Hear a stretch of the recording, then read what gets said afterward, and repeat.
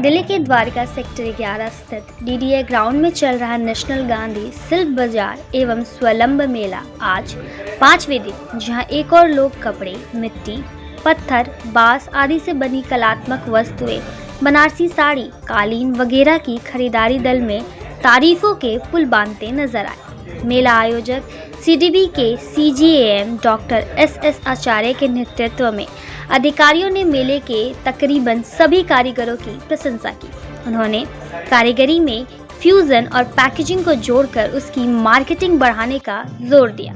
Doctor आचार्य ने शिल्पकारों को अपनी दस्तकारी शिल्प को अच्छी डिजाइन देकर उसे परवान चढ़ाने के लिए प्रधानमंत्री नरेंद्र मोदी की 17 सितंबर को लॉन्च पीएम विश्वकर्मा से जुड़ने का आह्वान भी किया। मेले का प्रबंधन देख रही फलाह हैंडीकैप सोसाइटी के कार्यकर्ता मोहम्मद यानीन पैच करता धरता मोहम्मद यामीन खान ने सिडबी और भारत सरकार का धन्यवाद किया कि उनकी नई योजनाओं का ही नतीजा है कि कारीगर और ग्राहक के बीच के बिचौलियों को, स्टॉल लगाने वालों को आचार्य ने दुकान लगाने वालों में स्पर्धा बढ़ाने के लिए क्रमशः 51,000, 31,000 और 21,000 का पुरस्कार भी दिया, जो उनके उत्पाद को प्रोत्साहन देने के लिए होगा। उदय सर्वोदय के मार्केटिंग संबंधी एक सवाल के जवाब में आचार्य ने बताया कि मार्केटिंग का काम खास तौर से संबंधित बैंक करते हैं।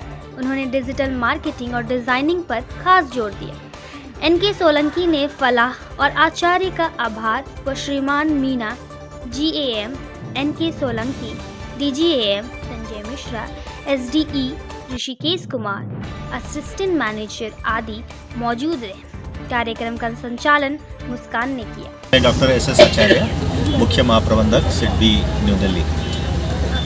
देखिए, मैंने जैसे बताया आपको, अभी सरकार के बहुत सारी योजनाएं हैं और जो सबसे बढ़िया योजना जो अभी ये शिल्पकारों के लिए जो बनाया गया है वो पीएम विश्वकर्मा स्कीम है। तो इसमें लोन का प्रावधान किया गया है। खाली लोन का नहीं, सबसे पहले तो इनको जो है एक रजिस्ट्रेशन दिया जाता है, सर्टिफिकेट दिया जाता है और उसके बाद जो मतलब एक एप्लीकेशन प्रोसेस के बाद इनको सर्टिफिकेट दिया जाता है, पूरा एक वेरिफिकेशन प्रोसेस के बाद। उसके बाद उनको ट्रेनिंग एनएसडीसी की तरफ से, सरकार की तरफ से 5 दिन का ट्रेनिंग दिया जाता है, जिनका जो भी कला है उसमें और कैसे अच्छा कर सकें उनको ट्रेनिंग दिया जाता है। और उसके साथ साथ उनको टूल किट असिस्टेंस दिया जाता है 15,000 रुपये तक।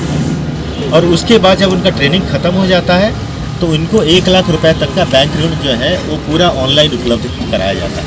और वो 1 लाख रुपया करीब 18 से लेकर 24 महीने तक होता है। उसके बाद अगर वो समय से परिशोध कर देते हैं तब उनको 2 लाख रुपये का और राशि मुहैया कराया जाता है भारत सरकार की तरफ से। तो स्कीम्स तो बहुत है, जैसे प्रधानमंत्री मुद्रा योजना भी है।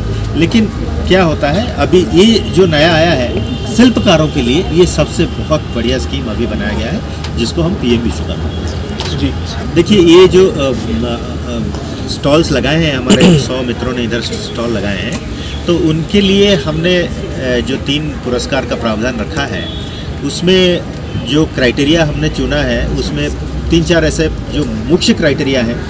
सबसे इम्पॉर्टेंट है डिजिटल ट्रांजैक्शन। अभी देश में हम सब लोग चाहते हैं हम डिजिटली ट्रांजैक्ट करें। आप सबके फ़ोन में कुछ ना कुछ होगा, फ़ोन पे होगा या पेटीएम होगा, कुछ ना कुछ होगा, सभी के पास है। तो QR कोड रखें और डिजिटल ट्रांजैक्शन करें, तो इसमें ये क्राइटेरिया है। दूसरा, सेल्स कितना कर पाते हैं, कस्टमर के साथ डील कैसे करते हैं, अपना सजावट कैसे है, ठीक है, और पीछे उनके कितने कारीगर होते हैं, ठीक है। तो ये सब डिफरेंट क्राइटेरिया है।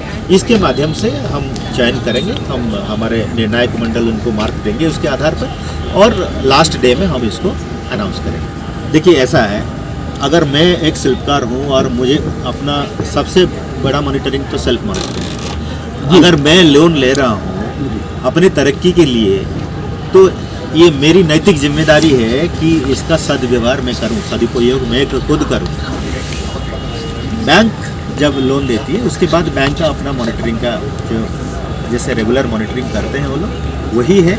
और उनका क्योंकि ट्रांजैक्शन बेस्ड है, आजकल सब कुछ डिजिटल ट्रांजैक्शन बेस्ड है, सो उनका जितना आता है लेन देन जितना भी होता है वो बैंक को पता चल जाता है। तो उसके आधार पर वो मॉनिटरिंग करते हैं। फिजिकल मॉनिटरिंग कम होता है, नहीं होता है, मैं नहीं बोला, बट नहीं हो पाती है, कम हो पाती है। बस हाँ, 1 लाख रुपए का अगर किसी को आप लोन देते हैं, उनके यहाँ तो आप रोज नहीं जाएंगे। नहीं जाएंगे। तो रेगुलर मॉनिटरिंग जितना होता है महीने में या 3 महीने में एक बार, वो तो होता ही है। लेकिन उनका जो ट्रांजैक्शन होता है वो तो आजकल सब कुछ आपका कंप्यूटराइज है ना, तो उनको ट्रांजैक्शन के आधार पर बैंक उनका मॉनिटरिंग करती है कि भाई उनका जितना हम एक्सपेक्ट करते थे इतना सेल होगा या इतना परचेज होगा, इतना हो रहा है कि नहीं हो रहा है, वो मोटा मोटा अपने ट्रांजैक्शन डिटेल्स के ऊपर से उनको पता चल जाता है। तो एक डिजिटल मॉनिटरिंग होता है, फिजिकल मॉनिटरिंग कम होता है। देखिए ऐसा है, मैंने अभी कुछ देर पहले भी ये बात बताई थी कि हमको ये देखना पड़ेगा कि आज का जो बाज़ार है, बाज़ार का क्या डिमांड है,